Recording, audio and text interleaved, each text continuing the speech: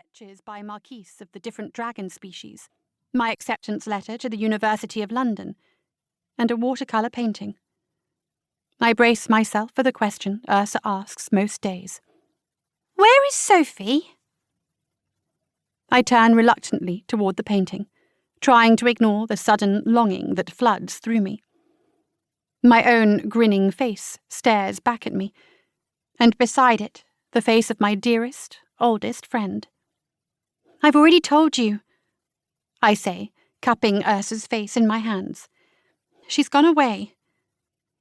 I haven't seen Sophie since the summer, since she failed the examination and was demoted to 3rd class.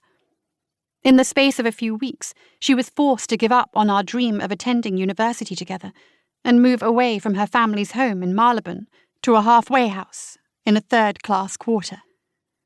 I shudder at the memory of results day. Sophie's weak cry, the way she sank to the ground like a deflating balloon. The grim face of her father as he stooped to read the paper in her hand. The guilt rises like a tidal wave, knocking the breath from my chest. "Sophie's 3rd class now, Ursa," Marquise says, glancing at me nervously.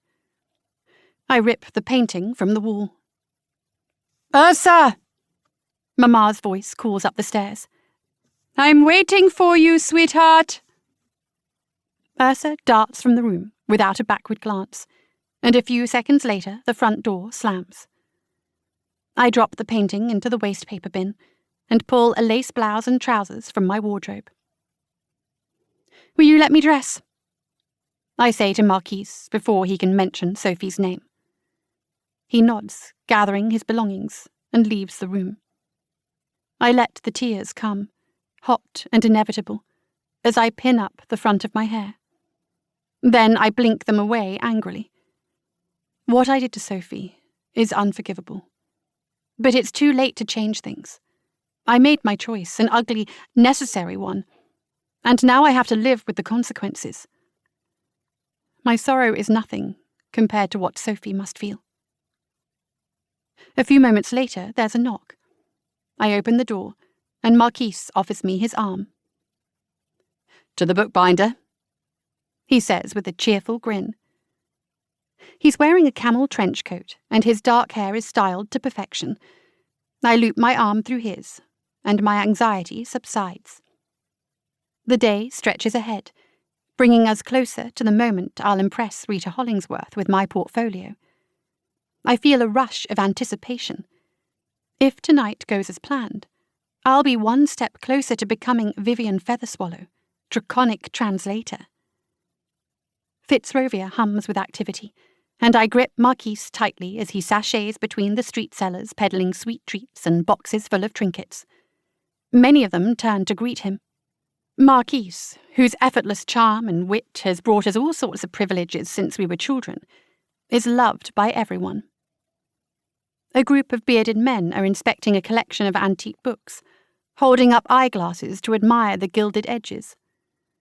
The familiar Bulgarian language sounds sweetly in my ears, and a row of painted religious icons stare out at me from one of the stalls. "Rebel dragons detained in Durham," shouts a newspaper vendor. "Is the peace agreement in peril?" Marquise turns to read the headlines, and I snort. In peril? It's been in place for over 50 years, as if a few rebels are going to bring it down. The peace agreement between Prime Minister Wyvenmeyer and the British Dragon Queen allows humans and dragons to coexist harmoniously. Without that and the class system, we'd still have overcrowding, homelessness, and the hunting of humans and dragons. I don't understand the sudden backlash against it. "I heard a delicious rumour yesterday," Marquise says as we cross the street into Marylebone.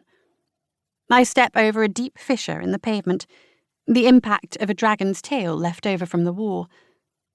"Hugo Montague's current girlfriend said her brother-in-law saw a dragon and a plane in the sky at the same time, flying side by side." "That's a lie. Dragons and planes have their own designated routes to avoid collision," I recite, opening the door to the bookbinder's. A bell rings shrilly inside. "Well?" Marky. To keep listening to this audiobook, I've left you a link in the description so you can do it, at no cost thanks to Audible's 30-day free trial.